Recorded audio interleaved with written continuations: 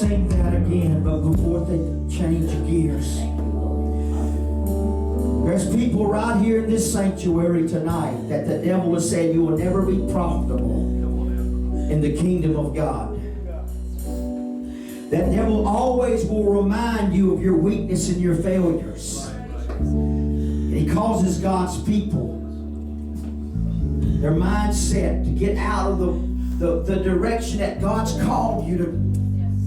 You got something to contribute tonight. But it takes a willingness from yourself and an obedience to His Word, that God gives you the power through His Spirit to say no to that enemy, to say no to the temptation, to say no to the things that will always try to run and govern your mindset. And oh God, God's not looking for perfection. He's not looking for talent. He's not looking for sophistication. He's simply looking for a willingness from His people to say, Lord, not my will, but your will be done. And as I sing this again, I feel that spirit of condemnation that sets heavy and hard on God's people. Because the devil always tries to point you, look where you come from. You failed, you're still failing, you will always fail. That's when God's people need to stand up and say, no, I failed in the past. But because I love the Lord, He helps me in my imperfections. He purifies me in my imperfect ways. And all I have my mind stayed on the Lord. So that's you tonight. As they sing this, I want you to sing this to the Lord as a prayer. Lord, if you can use a rooster, Lord. If you can use a donkey. If you can use all them people in that Bible that were so unperfect. God, use me. Oh, yeah. And we'll surrender ourselves to God right now. And just obey the Spirit of the Lord tonight. Sing a little bit more there. Just lift your hands and voices and I say, oh God, here I am. God, here I am.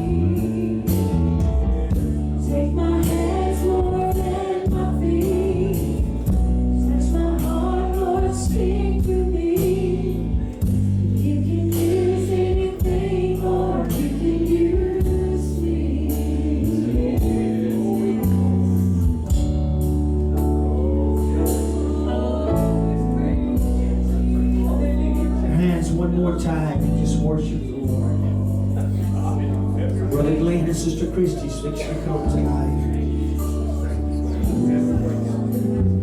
We love you, Jesus. As imperfect as we are, we serve and have a perfect Jesus in us. Lord God, we thank you for the opportunity that we can become more involved, Lord, with missions and more involved with outreach and more involved, oh God, with your great commission. Father, we give you praise here tonight. Hallelujah. Hallelujah. Hallelujah. Brother Glen, y'all come tonight. Glory to God. Why don't you give Jesus this wonderful couple?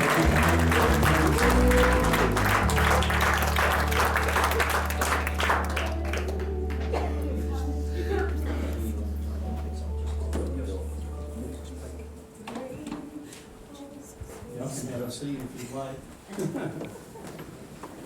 So, I guess let me do a couple of things that are important to me before we get into the presentation. It's two things that came to my mind because you guys you really do matter to us a lot. I wish sometimes that things that I would like to communicate, I wish that it could be better than just words, and sometimes that's all I've got.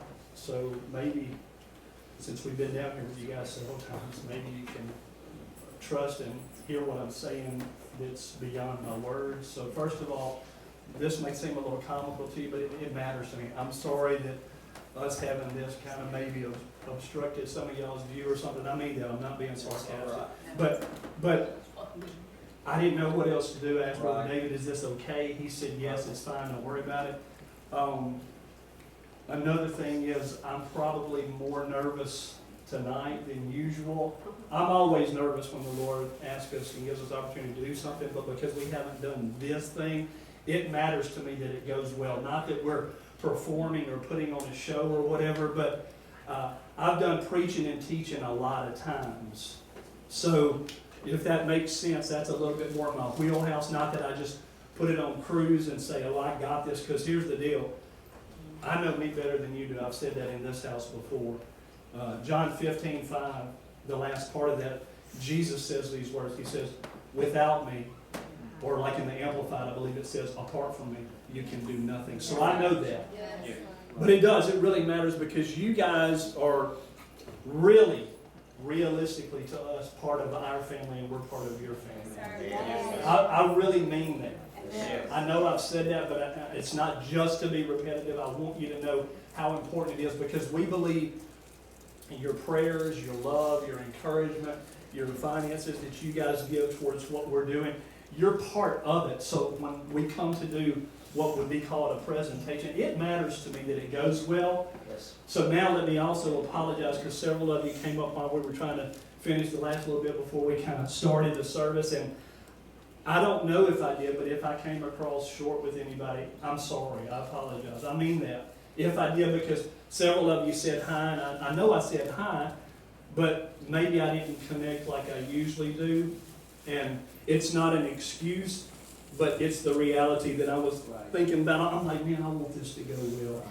And I'm telling Kristy, and she knows the presentation part better than I do, really. So she's going to do a good bit of it with me, or we'll tag team or however. But I hope you understand. I'm not trying to just ramble, but you guys matter to us. Right. So we want you to see, because the reality of what you'll see tonight is your direct personal impact on the lives of some of the people that you'll see. And I'll do my best to try to remember to point out the ones that I remember, and Kristy will too, because when last year, when you guys gave a really large offering for filters, you're going to actually see some of the villages and some of the people that you personally impacted. It wasn't what we had money come in from here and there, and other people do give, but we wanted you to see something that you are directly responsible for, because it matters. So I hope all I'm trying to say is coming out okay. Yes. We love you guys. We really do. Y'all welcome them. Sure, yeah. If somebody needs to, and I can move this stuff, if a few of you want over here, whatever we need to do. If you can, what we're going to do is, if it's okay, in just a minute, we'll go ahead and we'll bring down a couple of the lights, if that'll help. I'm pretty sure it will definitely help some. Brother Doug, y'all see over there tonight? Move whatever you need to move, just throw it around. Hey, some of y'all come so here. Hey. Is it okay now if we do a couple? Is there a way to do just a couple of? How does it work? No, sir, I think they're running like this. I think let one light switch back there. Let's see what happens. I just want you guys to. No, do the other. So they'll accuse us of being the church that,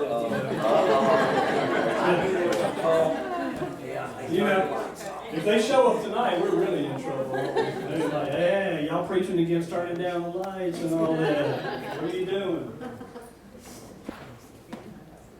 Is that okay, Brother David? Sure. Okay, because I know it's going to be. See? Yeah, can you guys see from the back there? Y'all move up. Sister T, can you see it pretty good from back there as well? Everybody got it pretty clear? If we've got to adjust it a little bit, we will. So you guys already know about this. This is just saying this is who we work with. It was Four Corners Global Outreach, Brother Joel Sneed, our pastor, that also started Four Corners Coffee House.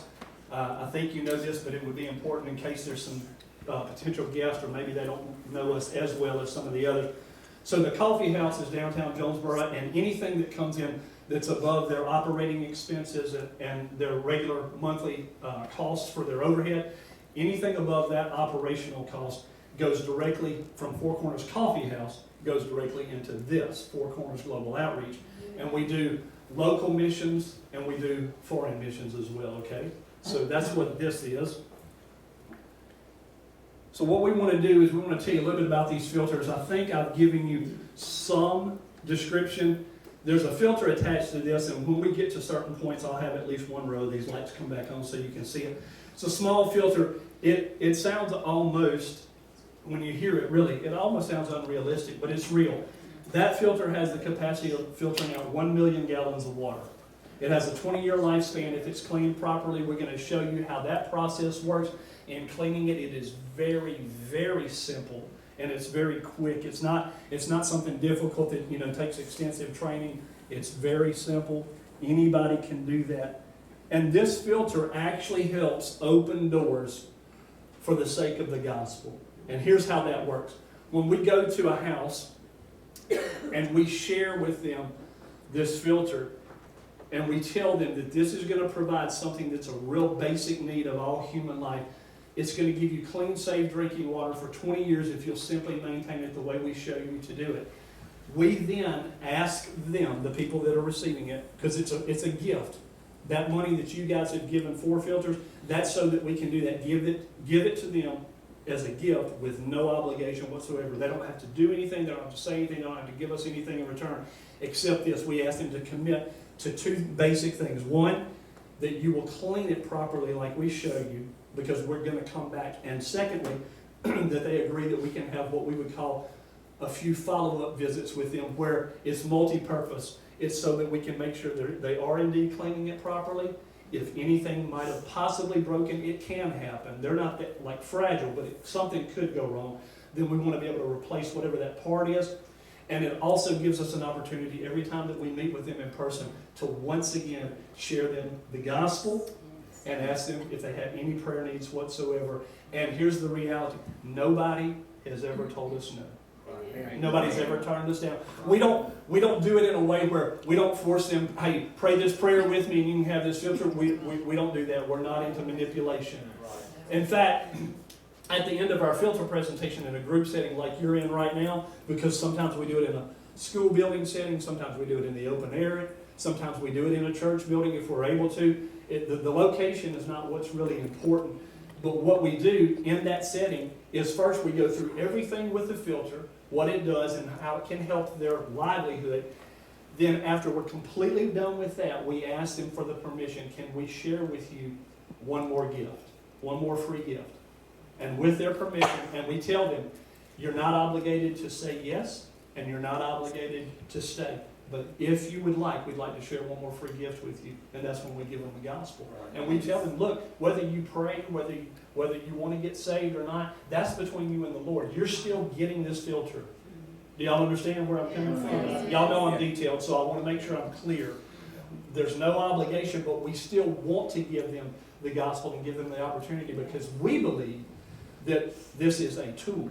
Yes, sir. We believe it's just simply a tool. It's helping them in a lot of ways. Some people have never, it almost seems like a foreign concept to us here in America. Some of them have never had clean, safe drinking water.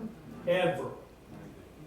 And so all their stomach problems and the parasites and the problems that come with stomach problems, y'all know what I'm talking about. That's just normal to them. They think that's normal everyday life for anybody. But we know it's not. But they don't know that, some of them. So we want to make sure that we're helping them in the natural, but we certainly want to help them spiritually. We work alongside, I think some of you, or maybe even a good bit, have met Brother Luis Vargas. I know he's been here. I just didn't know if maybe everybody in the house at the moment has met him. But that's our missionary there that you guys and we do, and a lot of the people in our fellowship support. from various congregations and some individuals that support him as well. And he's our, if you will, he's our go-to guy, because he's the one that has the relational connections, and that's the way we work. We work through relationship. And so he opens the doors for us. The Lord does it through him, of course. And we get to go to these places. For instance, right now, the place that Brother Chris and Sister Angel are going to go with us this month, that community is called El Progreso.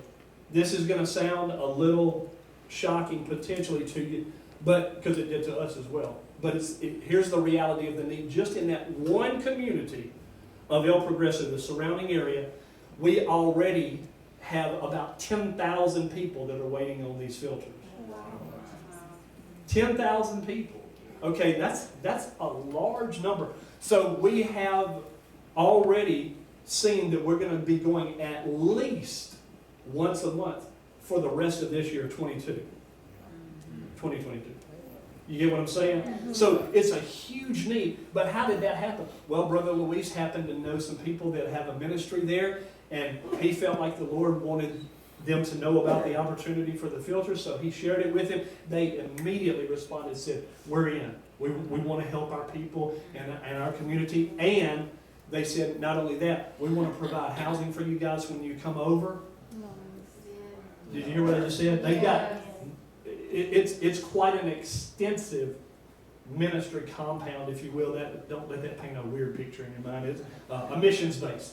There's multiple houses, multiple facilities, and they said, look, we want to provide that housing for you guys at no charge. At no charge. I'm like, this is amazing. And so all that happened because of the relationship that Brother Luis has. So you'll see here, this is some examples of some of those local water sources, and she's going to show you a few different pictures of where they may and how they may obtain their water. That's the same type of demonstration bucket like we have here tonight. And that just got some out of that little local pond or stream. This is, some of them do have some spigots and some faucets and things like that, but if you'll look, that doesn't quite look like our faucet water. Not quite. Go ahead. Okay, this is called a pila. And this is where they would also, or like a cistern. So here's what we've been told. In a lot of areas, this particular structure that will hold water, we've been told that what they're supposed to do, and they get checked up on regularly for this in some areas, is they can fill that with water. They've got about 2 days until parasites and worms start forming in that water. So they have to drain it all the way out, clean it, scrub it, I guess we'd say sanitize, disinfect it or whatever, and then rinse it and get it ready to fill again. And in some areas, they're closely monitored on if they're keeping that up. And if not, then they have some consequences for it. So what we can do is we can go in with this filter system that we have.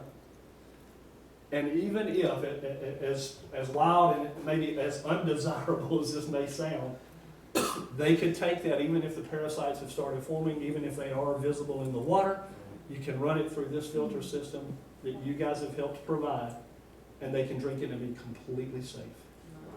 It will not... It has the highest concentration of filtration that there is. It's like 0.0009, whatever. I mean, I don't even, lots of nines. It filters out almost anything imaginable, including viruses, including parasites and bugs and all kind of disease. It'll filter all that out. And as I've already mentioned, the upkeep for this filter is very simple. We're going to show you that in just a little bit. So here's another local water source. That looks pretty desirable, right? Running out of some kind of pipe and down into the stream. Where this particular place we saw, there was some horses, and they were, right there in the water. They were doing their thing. This is what some of the supplies look like once we've got them assembled there. This is just a breakdown of, here's the buckets on the left. That's the filter packet that we get from the company called Sawyer that we have our working relationship with, and then some of the anti-parasitic meds through another organization that provides those for us very, very, very inexpensively. And so what we do is we take the 5-gallon bucket, we attach the filter to it, we explain how that works, and then we get on some anti-parasitic medicine, because the truth is, if they're still drinking the clean water And if they've already have parasites and they don't take this, then they're really not doing much good for that internal problem. You with me? So we educate them on how to do that. Typically that runs its course in about, I think it's about a week, is that right? 3 days.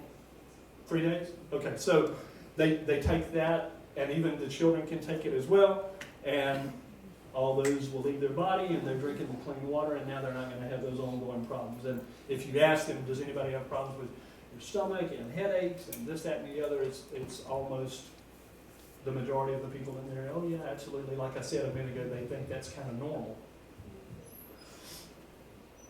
Go ahead.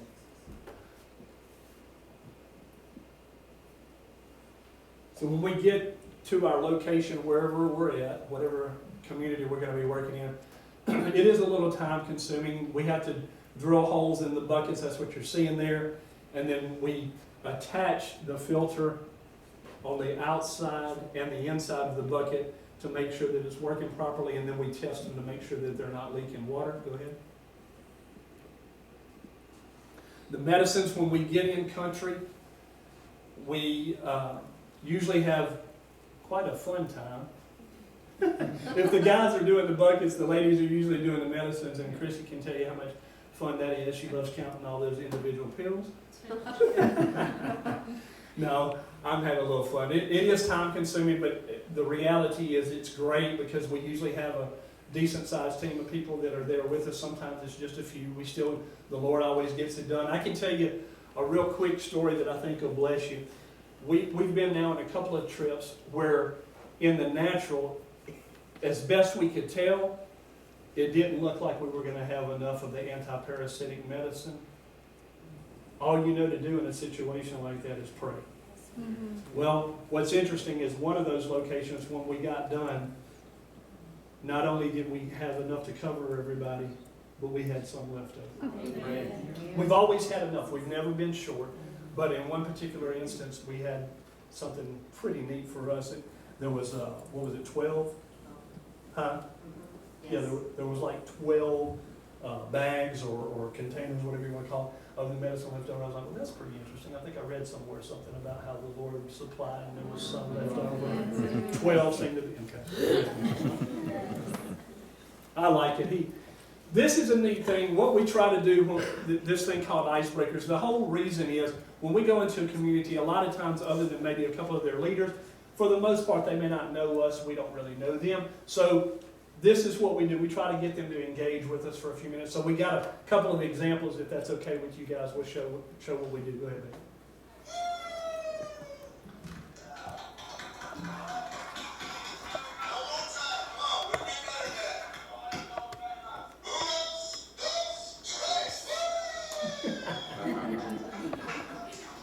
So Brother David Rawley, some of you know him, he was with us and he was kind of leading the wave there. This is another one at another village on that same trip though, and this is Sister Christine Zimmerman, and she's helping, and you'll see Sister Josie in just a minute, Pastor Joel's daughter, and they're trying to get them to do something that maybe you've seen or heard of before. Go ahead.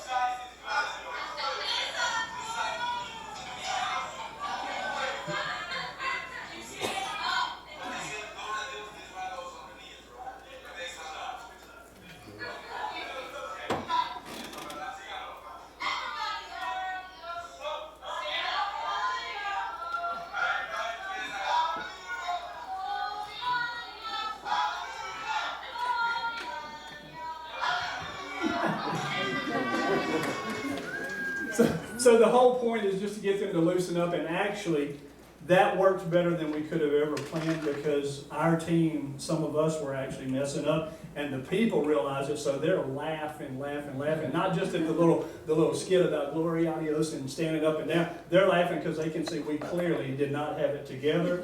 So I was like, hey, at the end of the day, it worked. You know, that's what we wanted, them just to loosen up a little bit. We'll always introduce our team and tell them who's there with us, give them a moment to say their name or if they'd like to share something briefly with the people. That's what you see going on here. And then this is the part where we come to the presentation that we would actually then walk them through how the filter works, the demonstration of it, and how to clean it. And then this is just going to be some pictures with that. We explained to them that this is now going to provide for them for 20 years if they'll keep it up like we show them. It'll give them clean, safe drinking water. You see the difference in the jars there. We're going to show you the same thing in a little bit because I want you to see it in person. Then we show them how we clean the filter. And that's done with just simply using the clean water that already comes through the filter. And I'm going to take a few minutes here in just a second and show you each of those steps because it doesn't take long. And some of them, as we've said, this will be their first taste of clean water they've ever had. And you can see the reaction on some of their faces. Some of this is, of course, a couple of our team members because we don't mind drinking it in front of them either. We want to show them, hey, it's not just for you. It's safe enough. Any of us can drink it as well. And some of these children here have never had that. So you can see. And then this, for us, as important as it is to reach them with this filter, is sharing the gospel. And it's of extreme importance to us. In fact, this last trip, not the one we just got back on, but this trip that you're seeing, what happened in this setting after we got through going over all the filter and we shared the gospel with them, I'd like to report to you that there was 10 people that decided to give their lives to Jesus Christ. There was 10 people that got born again, and that's because you sent us and you provided the filters for us to get to that particular village, and because of what you did, 10 people decided to give their life to Christ. So thank you. Okay, sí, me gustaría que todo el mundo le preste atención, ¿verdad? Porque este es uno de los más importantes regalos que traemos hoy, ¿ok? The reason we're here is because of Jesus Christ. La razón por la que estamos aquí es por el Señor Jesucristo. It is true that this pure water is good for your body. Es verdad de que esta agua pura es buena para su cuerpo. And the Bible teaches us in the Gospel of John. Y verdad, Biblia nos dice en el capítulo de John, de José, Jesus is teaching. El Señor está enseñando. And Jesus Christ says these words. Y el Señor Jesús dice esas palabras. If anyone is thirsty, si alguno de ustedes está sediento, come to me and drink. Venga a mí y beba. And he said that the water that he gives is living water. Y el Señor dice que el agua que ella es agua de vida. Please understand. Por favor entiendan. It is important to us that you have safe water for your body. Es importante para nosotros que ustedes tengan agua limpia para su cuerpo. I think we came about 2,000 miles to share that gift. Y venimos desde bastantes kilómetros para compartirlo con ustedes. But the truth is, the most important gift we wanted to share with you. Pero la verdad es que el regalo más importante que queremos regalarles a ustedes is Jesus Christ. And you see how that ties into it because we're telling them about this natural water, but like the gospel says, and I reference it, Jesus says that there's this living water that they really have the most need of. And just through that simple presentation, you had 10 people that responded. And here's what's also really good for us, because we're connected with local pastors and leaders, when we got through with that part of the presentation that day, we let them know very clearly that now, if you don't have a church in your area, this is who you need to come to. You get what I'm saying? Now if they've got a church in their area and maybe they just attended like some of us do sometimes in the States, we just go, that's the right thing to do. It's Sunday or Wednesday or whatever, we go to church, But we want to make sure that they're getting plugged in somewhere where they can be discipled. Did you get that? It's a discipleship too. It's about us sharing something with them naturally, sharing something with them spiritually, and then pointing them to a life that Christ intended for them to have all right. You ready, baby? I'll stop for a second and I'll show them. Okay. Can you get those, at least one set of the lights for a minute? Sorry. Turn both on. Both? Okay. Yeah, you go ahead if you would, turn them both on. Can y'all hear me if I just set this down like that? Is that okay? All right, so I think Brother David said this at the beginning. This came out of, some of you may know of an old movie years ago on Golden Pond, but this is Wilson Pond. So this is from his pond, and it's settled.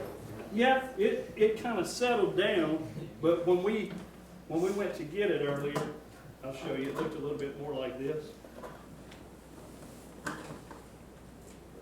No, that way I can make a mess of it. Still making this. Still got a little bit. So it looked a little bit more like this. Now, it's the same.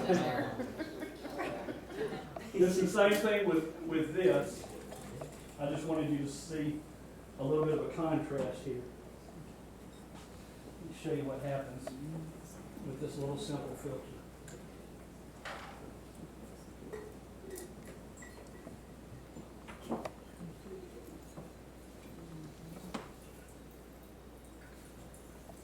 So in country, in Honduras, or if we're in Guatemala doing the same thing, what we typically have is just a regular 5-gallon bucket. If you don't mind, let me grab this real quick. Something like this. And then you attach the filter to it like this. And that's it. It's gravity fed. That's why we leave it hanging down like so. And it doesn't take real long. They can capture it in whatever they want. Some people we've seen use another bucket. Some use about like a 2.5-gallon bucket, and they capture all the clean that they need, because we explained to them what you're going to want to do now is use this for whatever you typically would have used that other water when you go and fetch it, like whether you're cooking or cleaning or washing your vegetables or brushing your teeth or so on and so forth. So we want them to know this is now what you do with your water. You run it through this simple filter, and you use that especially for drinking, brushing teeth, washing vegetables, so on, some dishes, the baby's formula, mixing it up, things like that. Because otherwise, if they just keep getting it from where they are, they're going to keep getting the same results. Does that make sense? All right.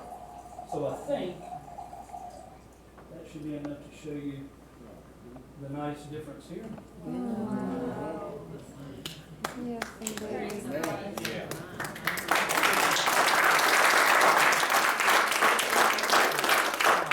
I apologize. I see some of you in the back standing up, so let me do this so you can all see. There's a bit of a difference there. Amen. What's interesting is not only does it clarify it, make it clear, if it has some sort of an odor, it removes that as well. Some of you can tell the difference off. Let's just see the difference here. You usually can tell. I don't know if that one had a real strong odor. Some of the places that we go, it does. So you can tell difference. And if one of you want to taste it, there you go. It's completely safe. Y'all are welcome if you want to pass it around. Just be careful. There's some in there. And then the only other thing that you do, if one of you let me borrow that clean water for just 1 second, and then I'll let some others see it. So the cleaning process, Brother Chris, can you come down for 1 second, please, sir? It's actually really simple.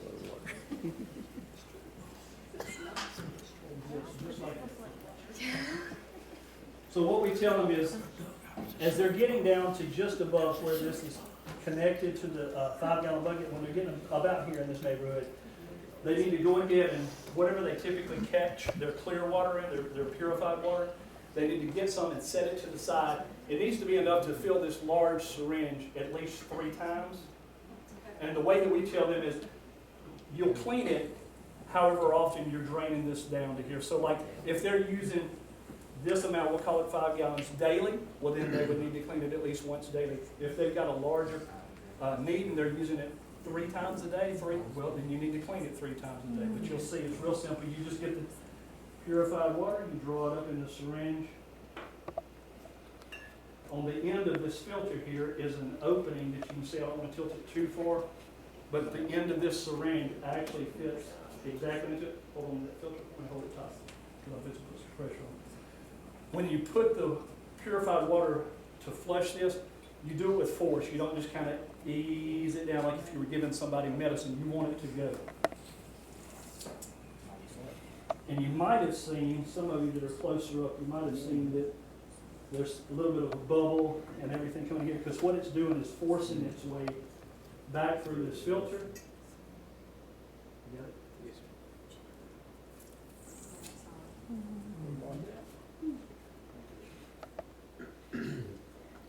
Somebody want to come try?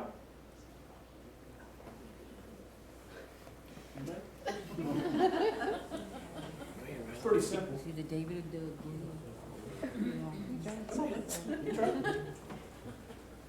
So put this down, make sure you get it all the way down in that water. Pull back on that thing and fill it all the way up. Okay? Now let your dad show you right there where he's going to want you to put it. I'm just going to do this so that hopefully we go water on the floor and push it down here. And so that's it. And what he would do is he would run that clear water back through it 3 times.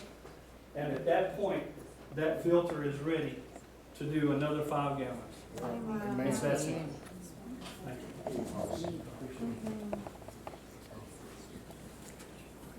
I'll hand this back around in case somebody else wanted to. Did anybody else want to try it or see?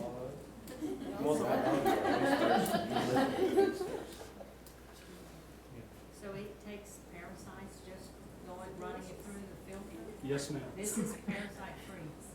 Completely free. That's just as safe as your bottled water. That's right. It's just as safe. That's wonderful. And I've drank it too.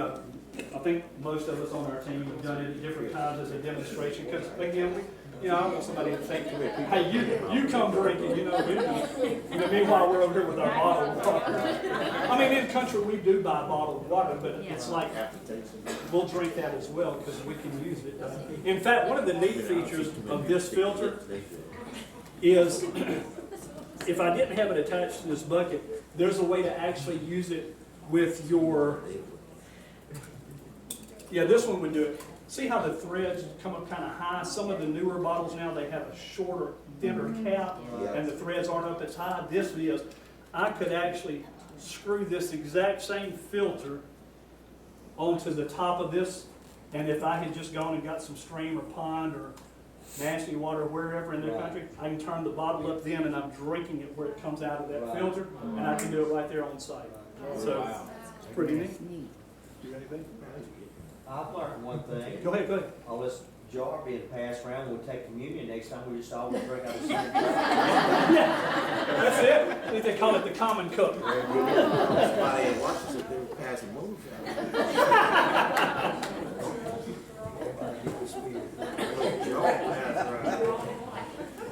This is actually the one that I'm leaving for you guys. Okay. This will be one that you guys can put wherever, just as a visual, so you'll remember that you are helping us to do what we do. Yes, sir. You ready? Sure. Come on over. I'll go over here and attempt to do what you were doing. How about that? Do we need to turn the lights back I on? think so, because she's going to show some other Y'all got it? things from the slide. We good on our time, Pastor? You good, bro. Oh, yeah. We got way more time than that.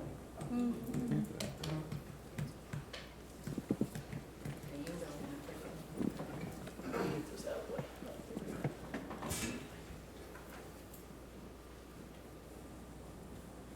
Okay, so after the presentation, we have tables set up in the back where we distribute the buckets. And before they get their bucket, we have iPads that we go through a list of questions to get information from them about, are they a Christian or not? Did they accept Jesus during the presentation when we gave the altar call? Do they have a church that they currently attend? Where do they get their water from? Their name?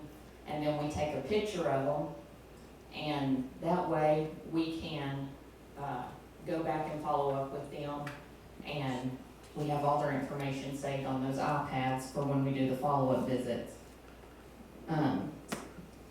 This is after we've gotten their information on the iPads, they get their buckets distributed to them, and then they also get their parasitic medicine at the same time before they leave. These are the families that you particularly donated to, and we wanted you to see some of their faces because you gave them these filters that they walked home with. and some of them walked from quite a ways. It's pretty impressive what how they respond. It's not quite like us. If it's a little more than 3 houses down, we're not walking. I'm intentionally going a little slow, like Kristy said. I wanted you guys also to really see and take it in, because think about this, these 2 little baby girls here, that other than if they've been able to have some bottled water that they can purchase, because you can get bottled water in country. I'm sorry, I didn't say that earlier, I don't think specifically, but you can. But outside of that, they may not have ever had, ever. That's actually one of the guys that helps, one of the pastors, he's one of the leaders there, so he was very, very helpful, and he was very excited about getting his on as well. And then this is, Sister Shasta's giving them out some anti-parasitic medicine at the tables before they go. Everybody 2 and older gets the parasitic medicine. It's chewable or swallow, either way. And like he mentioned earlier, in 3 days the bugs are completely gone and they're treated. This lady right here is the pastor of Guanacapal. These ladies were helping us bring the buckets down to her church where we did the distribution. This community, Guanacapal, was one of the very first distributions that we did, and these filters for this church and this pastor were given by y'all.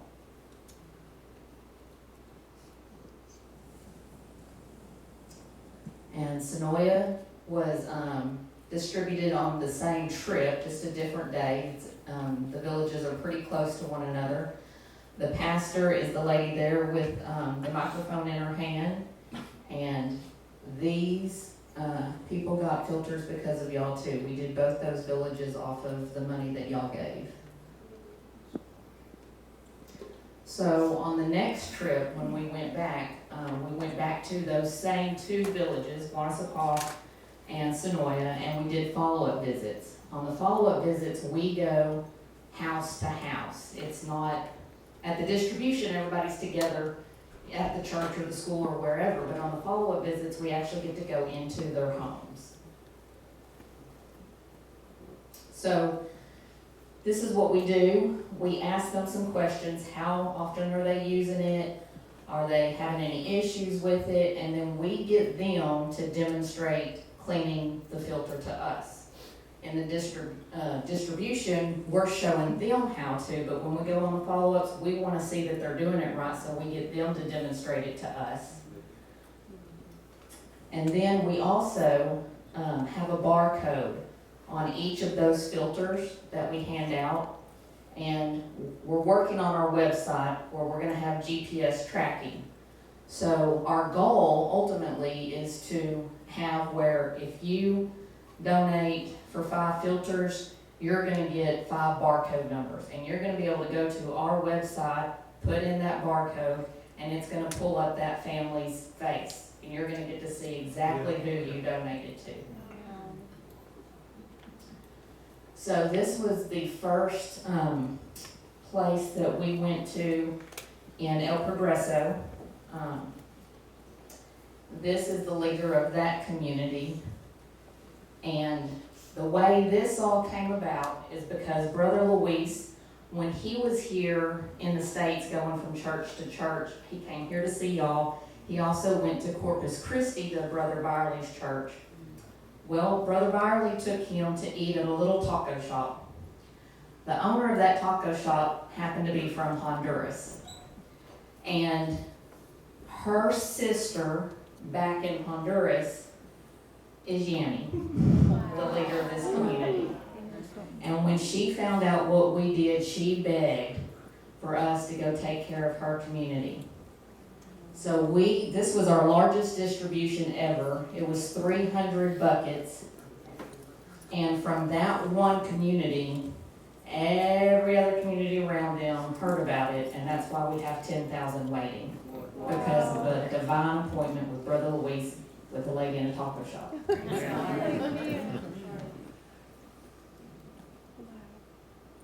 These are the houses that they live in that community where we gave the 300 buckets. This is literally where they live. So this is a little just behind the scenes fun. The first day that we arrive, that's the hardest day. You've gotten up at 4:30 a.m. to get on a plane, to travel all day. And then when you get there, that's when we're putting together buckets and filters and counting medicine, and it is a very long day. So these are just we're up late at night, they're out there pulling buckets apart and we're counting medicine. Then we're helping them put buckets together. We test the buckets to make sure none of them leak before we hand them out. And then the buckets had to get their own hotel room because we didn't have anywhere to put them. And then the next day, this is where we handed out those 300 buckets to that community. So you saw them sitting through the presentation. This is the iPad where we're asking questions. We get their picture.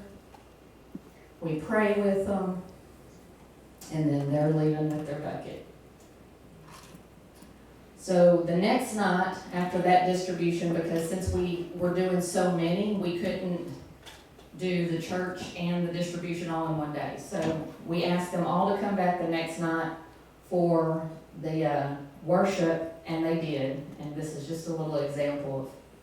Which, by the way, if I can just ask them, this is what we'll do on this trip with Brother Chris, Sister Andrew. We'll do this. We'll give some buckets and the filters out. We'll do a presentation.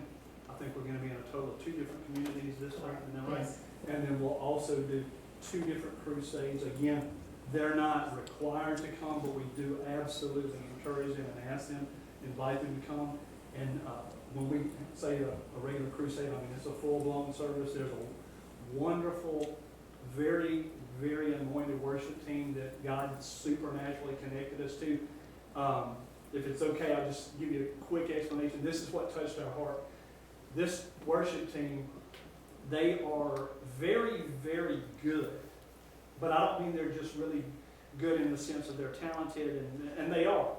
But God has anointed them to do what they do. And so in one setting, you'll see them. We haven't been in person to this, but I want to give you just a good example of what they do in their heart.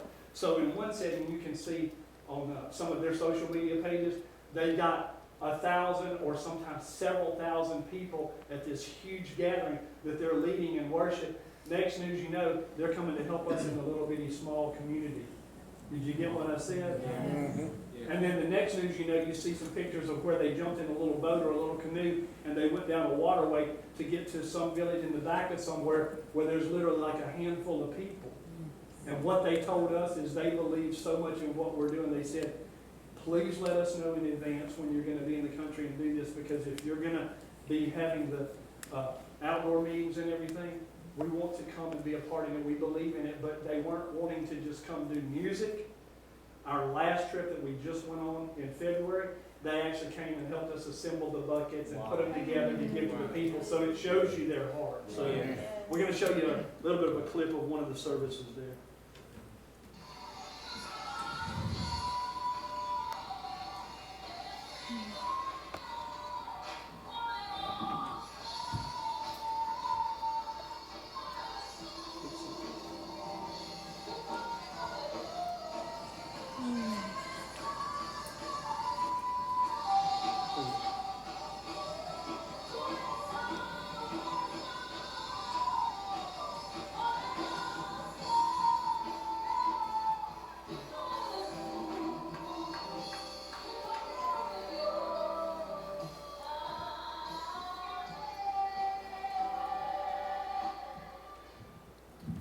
Okay, so I wanted to share some testimonies from that particular night after the preaching was done. I'm going to try to fix it before we do. Sorry about this, guys.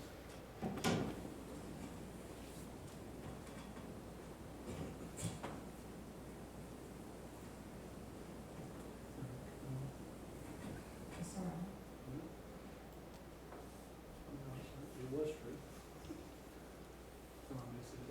Okay, so this particular man was at the crusade that night. He walked in with crutches. Our team prayed for him, and a particular team member, Dusty, he actually got down on the ground and was touching the man's leg, and he said that immediately when he touched it, he kind of drew his hand back because he had never felt anything like that before. It was just bone. He couldn't feel any flesh. And so he continued to pray for him, and he stuck his hand back down there, and it was completely normal. He threw down the crutch, took off running, and wouldn't take the crutch back. We now have that crutch in our possession.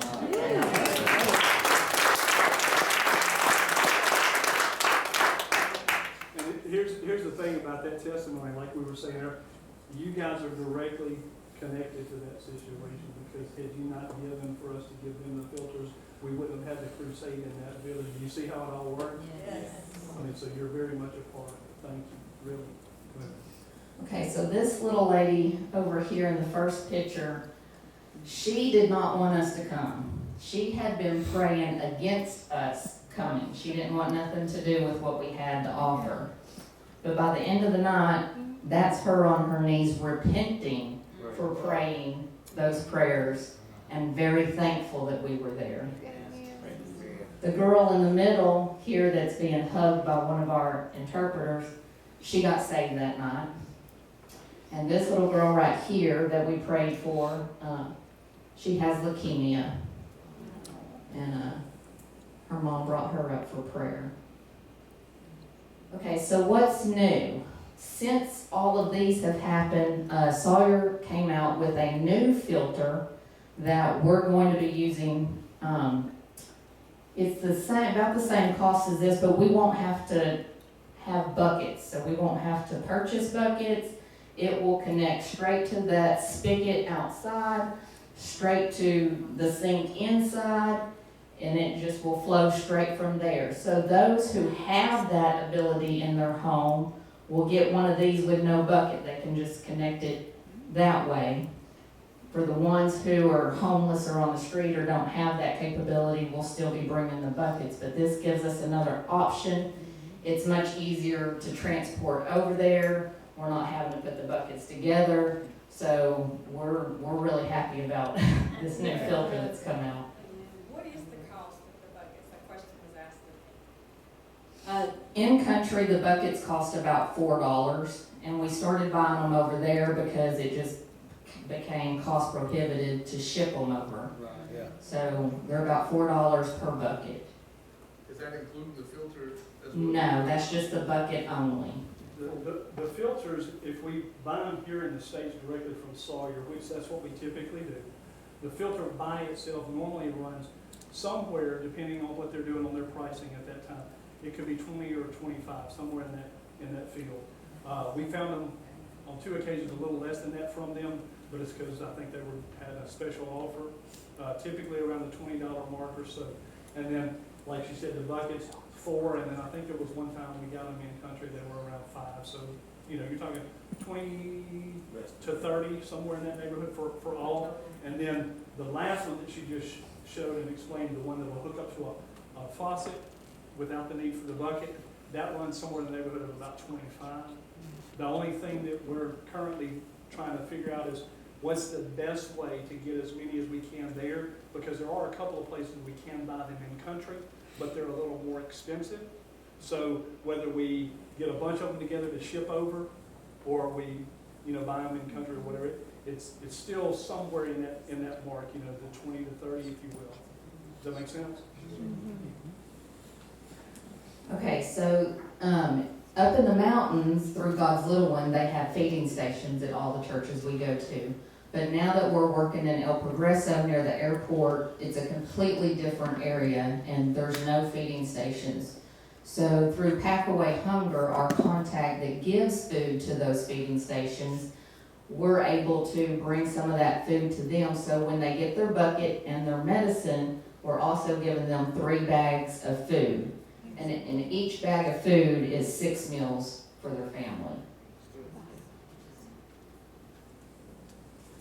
Okay, so on our very next trip, the one that Angel and Chris are going on, this is one of the communities that we're going to be going to. This is Pastor Neptali. in the community of La Mesa. This is his church building. It's called Water in the Desert. And I just want to share a little bit about his testimony. We met him on the last trip. His home was flooded during the back-to-back hurricanes that were there. You can still see the watermarks on his house going around the walls, but they have been able to move back into it. He is completely blind from glaucoma that was caused by his diabetes. However, he has seen many miracles.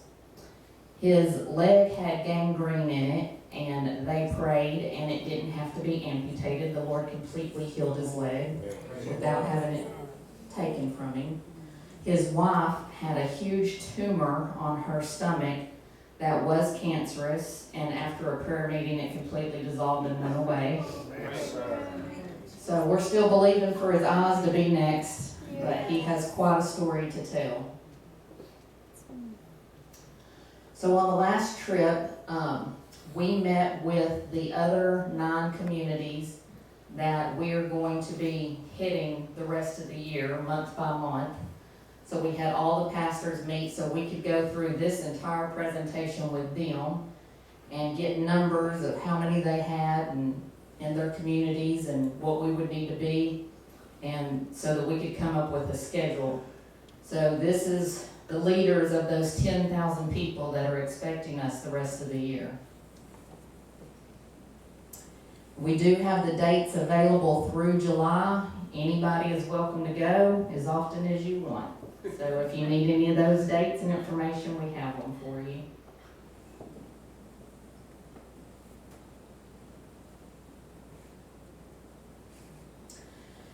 This, you'll probably recognize her from a previous slide. This was the pastor of Sonoya, and she wanted to thank y'all for the filters. So she's going to be speaking in Spanish, but it is translated here at the bottom, and y'all did donate to her, so this is directly to y'all.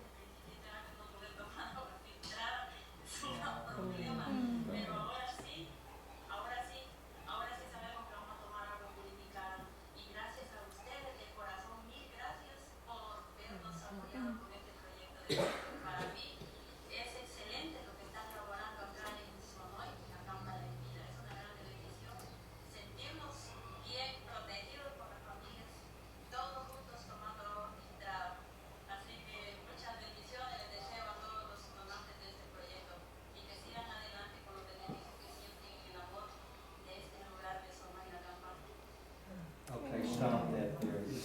Can you play that same thing again, turn the volume off? Sister Kristy, read the translation for us. We've got people in the back where everybody can hear what she just said in our language. You want to keep it with it, baby? Want to do it again? I don't know. To back it up? Need a light turned on? No, sir, I just want to make sure I was not in There advance. you go. We just turn the volume down, and Sister Kristy, you read that. Okay, I'm ready. And then just click on that one again. Yeah. Okay. Well, for my part, I feel grateful that the Oh, sorry. Yeah, that's operator We're malfunction. going to be trouble in the camp tonight, guys. I was trying to pause it for you. You can't pause it. Okay, go ahead. that the filter project that has been brought for us to have, it is a great blessing to be able to know the amount of appreciation that you offer for these remote communities so far away that have been forgotten by some of the authorities. We have been years without, I have been 37 years. Imagine 37 years I could not drink water. It's a big problem. Yes, now we are going to drink purified water. Thanks to you from my heart, 1,000 times thanks for supporting us with this filter project and for what they are working on here. In Sonoya La Campa, La Pura is excellent. It is a great blessing. I feel well protected together. All the families drinking filtered water. I can't keep up. So many blessings. I wish to all the donors of this project keep giving what you can to help others in La Campa.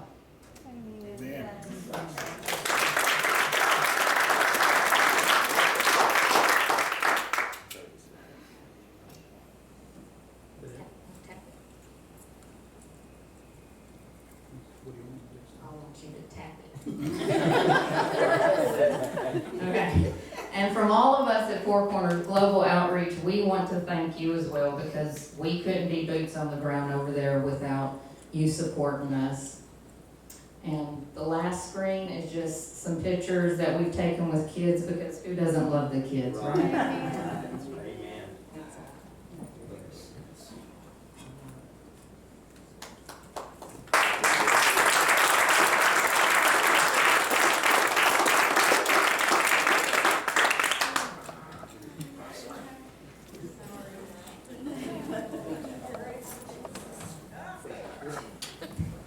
So thanks again, just like Kristy said, because of what you guys have done from last year when you gave for all the filters to, let's see, what's today's date, the 9th, is that right?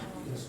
So earlier, no, I'm sorry, at the end of last week, we were out of town last week for a couple of days to go down to South Mississippi to help load up things for a container to ship over to Honduras for one of the toy drives. I know y'all know probably of that, the toy drives. And so we still help with that through God's Little One also. And then they help us sometimes with the water filters. And so we just, big family. And we were down there, and then when we got back to town, I went and checked our post office box, and there was an envelope in there, and I opened it up, and it was the offering that you guys sent to help us. And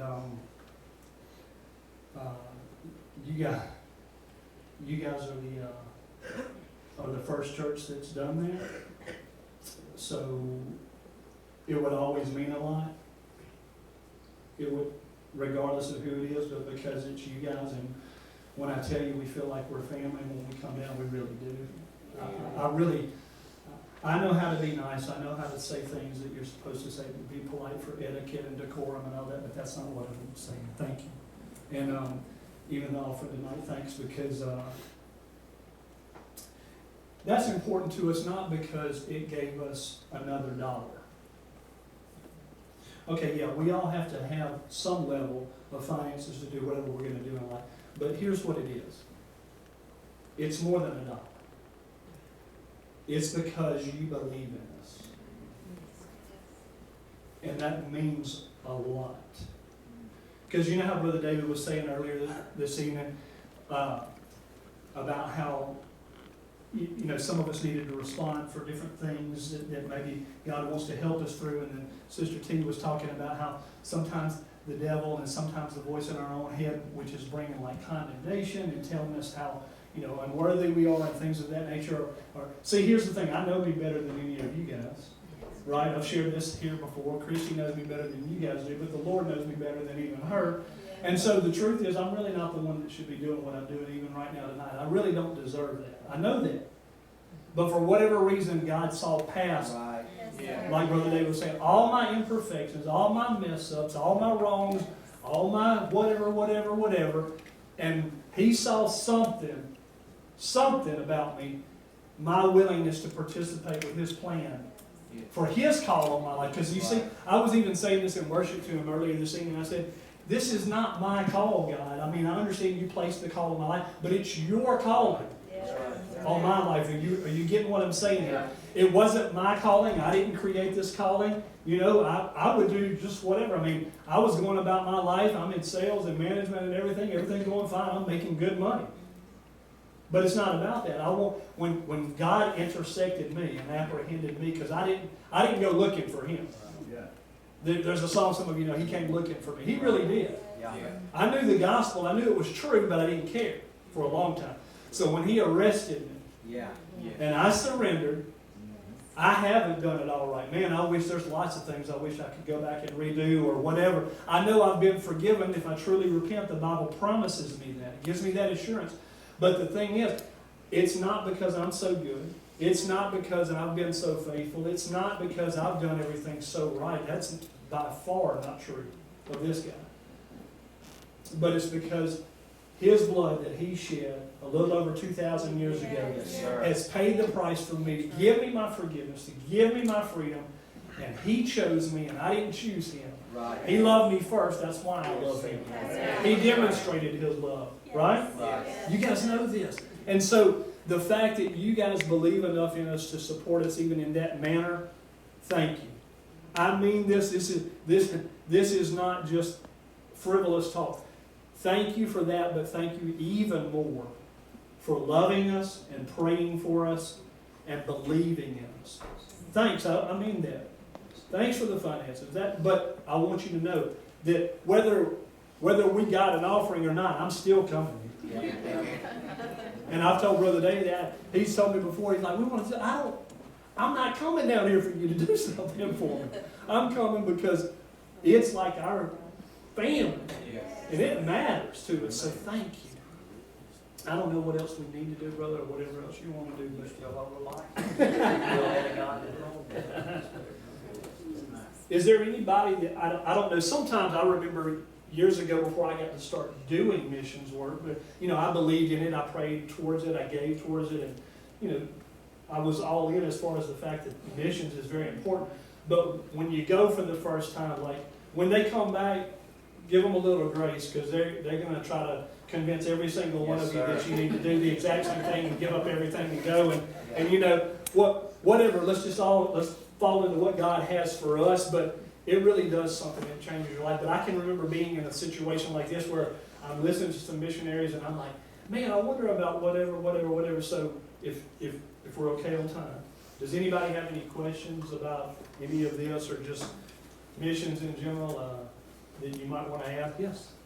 Is it hard for you all to find the families when you go back the next time? Is it hard to locate them? Or is it... Not so much, and the beautiful thing about it is what we were talking about earlier.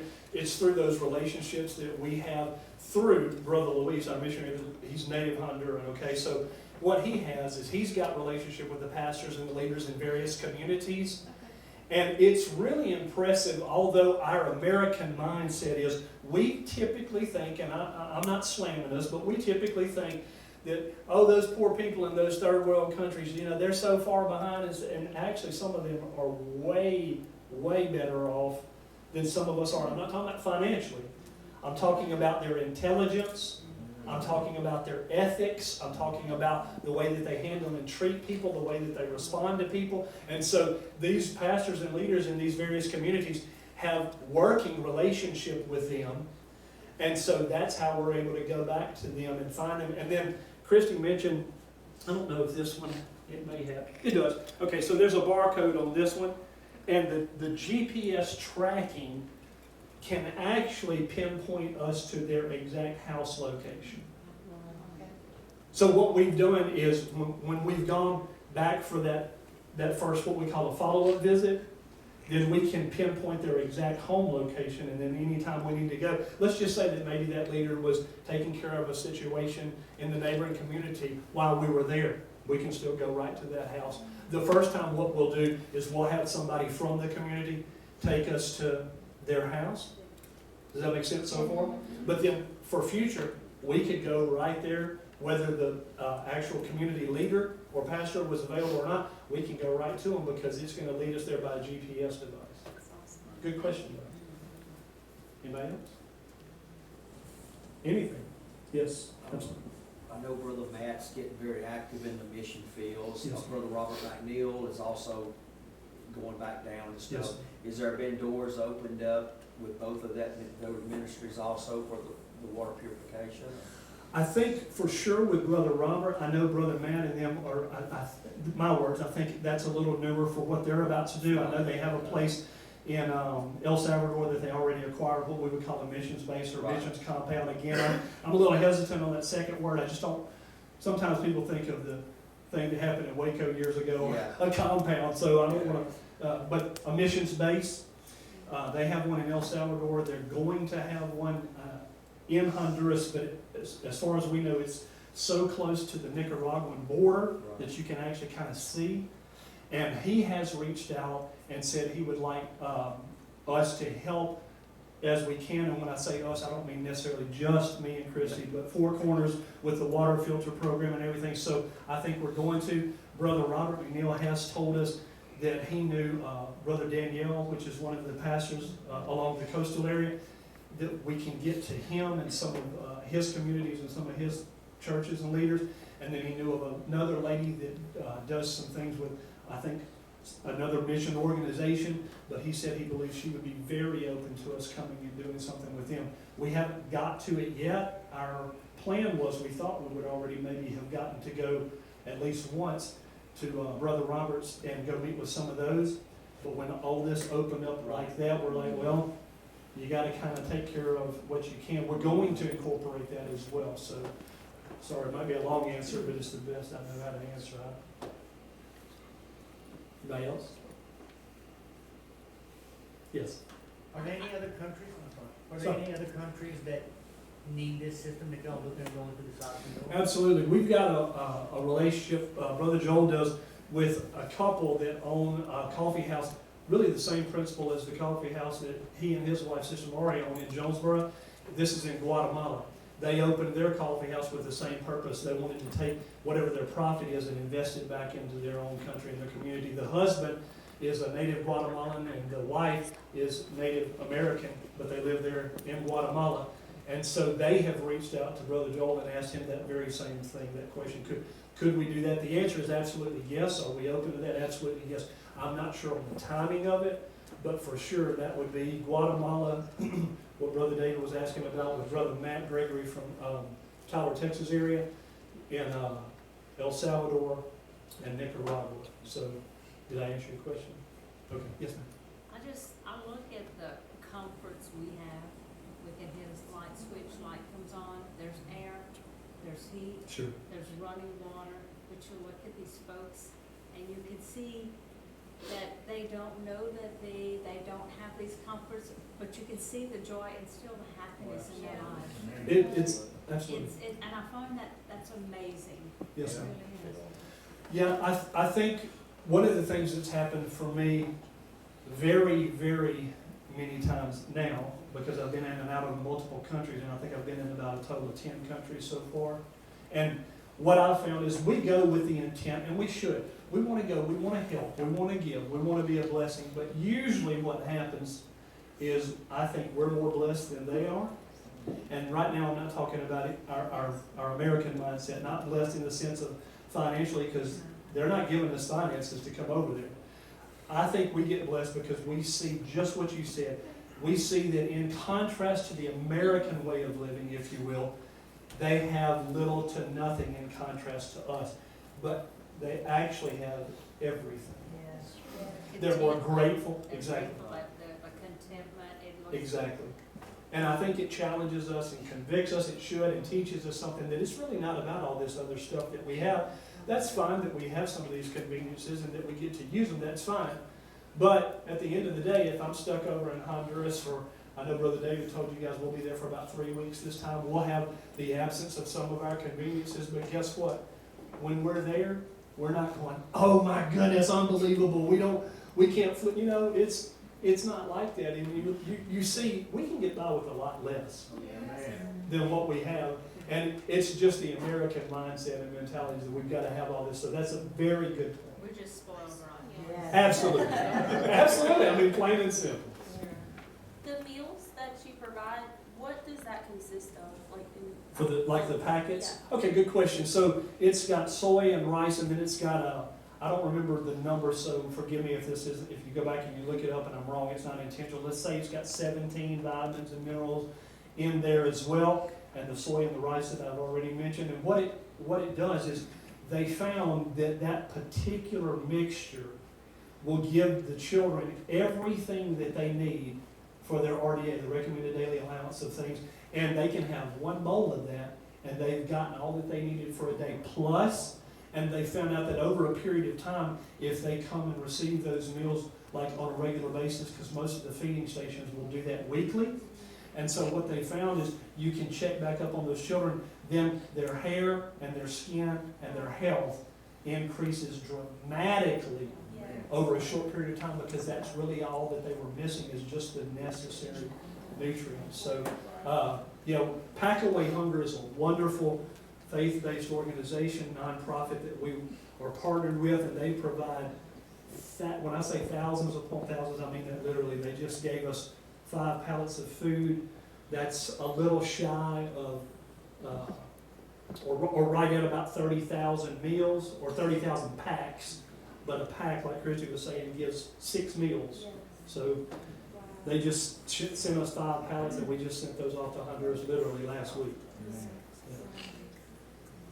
Anybody else? You can tell them about the packing event. Yeah, so at the very beginning of May, we're going to host an actual packing event in partnership with Pack Away Hunger, the place that we get our food supplies from. And they're going to bring in their equipment. We're going to do, it'll be probably about 2 days worth of packing. Might take about a day and a half or so to set up everything. We'll pack as much as we can, and then when they finish, and we've done about 6 pallets is what we feel like that's what we'll be able to accomplish that day. They're going to leave all that food with us. They're actually on site in Jonesboro, and they said, you send it wherever you need to send it for the missions work that you do. So I'm sure Brother Joel's going to let the pastors in the fellowship, including you guys, know about that. And if anybody is available and would like to come help us on this, it'll be like a Thursday and a Friday. So we'll be setting up things on Wednesday, but we intentionally made the packing part later in the week so it wouldn't interrupt any services with any of our congregations in the fellowship. So I know that I think it's the 2nd, I think, or something like that. It's the week of. If you give me one quick second, I'll tell you the right. So it's the week of May the 2nd, but the actual packing days will be May the 5th and May the 6th. That's Thursday and Friday, and it'll be there in Jonesboro. So that's kind of interesting, huh? May the 5th, Cinco de Mayo. We'll do something good for Cinco de Mayo. Yeah. Anybody else? Anything else you want to share? No good? All right. Well, let me turn it back over to you, Brother David. Thank y'all. Thank you.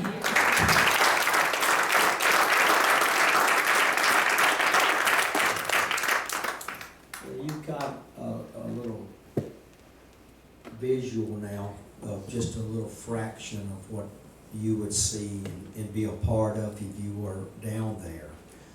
When I was talking about the feeding stations, this particular trip I was on, Jacob was, he was young, but we had brought toys for toy drive and stuff, and they lined the kids up for the serving of the meal, and we just give them some Frisbees. Well, a couple of boys turned it upside down, thought it was a plate. They've never seen a Frisbee. A man rode down from the mountains on his burro because he heard the Americans was giving toys. He's never had a toy. He got a soccer ball, and he held it just like a little newborn child. And he got back on his mule when he went on. An old woman, she was probably 89, 90 years old, never ever had received a present. They give her, she wanted a baby doll. And they handed that baby doll to that old woman. She caressed that thing and she cried and she cried and she cried. Again, we take for granted a whole lot. Yes. Somebody here tonight might say, you know, and as your pastor, I would encourage every one of you to go at least one time. Absolutely. And I know the spiel, we got missions, and we work missions, we get more involved. In fact, Brother David, Sister Kim is fixing to head up another program we're going to get started with. They're going to we're going to hit a spot, you know. But if you roughly the price, I know Brother Chris is a stranger, got out there and hustled. They raised the money. Y'all contributed as the church here as individuals, and they're blessed. And not a dime comes out of their pocket for this, and so it's doable. 6, 7. I'd say the expenses after your tickets, about 300 probably should be Okay. good per person. Okay. And then the tickets typically Yeah. run in the $300 to $400 range typically. Sometimes, and in fact, lately, we did find some a little less than that, so Right. that's just, Right. hey, extra bonus, to save a little more, but, so, It's 600. doable. Yeah, It- 600 it's or so. doable. And if anybody has ever looked at missions Right. and missions trips and things like Yeah. that, that's very, very, very inexpensive for a mission Right. trip, especially when you're gonna be in country for like a week. Right, it sure is. And you said, well, you know what, I can do more here in your prayers and your finances, And that's why God's blessing this church. Yes, sir. I Because believe you're a that. giving church. I believe that. And I've been in two works that God profited. And that both of them was because the church gave. Yes, sir. They gave with their heart. Yes, sir. They didn't give with their head. They wasn't comparing to nobody else out there. This is between them and God now. And I commend you as your pastor. I very, very appreciate your giving. And God's doing a great thing, And he hit it right on the head. When they come back, they're gonna burn our ears up with all the stories and stuff. And I'm telling you, it's truth. It's a wonderful reward, amen, just to see that. And then you come back, and you'd want to burn everything you got because you don't feel worthy of having anything. That ain't the will of God for you. God's blessed you to bless others. Yes, sir. And that's what we do, right? So we sure love you. We love these two right here. I trust this man with my life. I trust him with his church. He's a man of God. We go way back, yes we do. But the way you see him right here, you'll see him anywhere else in the world. And that's what I love about him. He's real. I don't like unreal people. I like real people. And this couple right here is wonderful. Workers, laborers for the kingdom. They've surrendered now. God, if you have me, you're going to be once a month, every month now from here on out. But it might be, one day God might say, okay. And you know what they're going to do? Yes, sir. Yes. Okay. And that's what this gospel's about. Glory to God. Anybody need prayer? Anybody got something in their heart that says, you know what, God, I just want to give you all of myself. Guys, just coming to church is a good thing, but it ain't the thing. Your heart in relationship with the Lord Jesus Christ, that's what it's about. And like this water presentation here, And as your pastor, I'm gonna eventually, we're gonna look this up.